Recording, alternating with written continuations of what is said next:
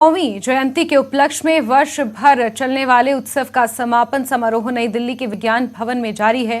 प्रधानमंत्री मोदी समारोह में मौजूद हैं। इस उत्सव का उद्घाटन इस वर्ष फरवरी में गुवाहाटी में किया गया था और इस वक्त वो इस कार्यक्रम को संबोधित कर रहे हैं। देखिए, ऐसी सभ्यताएं भी हुई जिन्हें देखकर लगता था कि वो अमर है, अपराजेय है, लेकिन समय की परीक्षा ने बहुत सारी सभ्यताओं को परास्त कर दिया, चूर चूर कर दिया।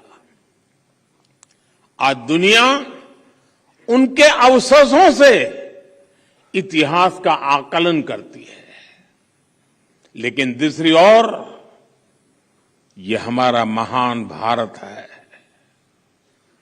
हमने अतीत के उन अप्रत्याशित जज्बातों को सामना किया। हमारे पूर्वजों ने विदेशों से आए आतताइयों के अकल्पनीय आतंक को झेला, सहन किया, लेकिन भारत आज भी अपनी उसी चेतना, उसी ऊर्जा और उसी सांस्कृतिक गौरव के साथ जीवंत है, अमरत्व के साथ जीवंत है।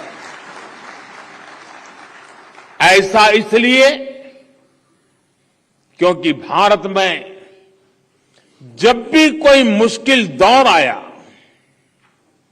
कोई चुनौती खड़ी हुई, तो उसका मुकाबला करने के लिए कोई न कोई विभूति अवतरित हुई है।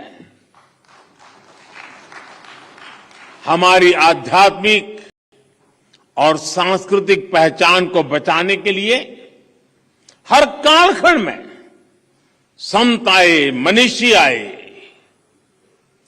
भारत को तलवार के जोर से कुचलने का मंसूबा पाले आक्रमणकारियों का मां भारती के कोख से जन्मे वीरों ने डटकर मुकाबला किया। लासित बोरफुकन भी देश के ऐसे ही वीर योद्धा थे। उन्होंने दिखा दिया कि कट्टरता और आतंक की हर आग का अंत हो जाता है, लेकिन भारत की अमर ज्योति, जीवन ज्योति अमर बनी रहती है। साथियों, तो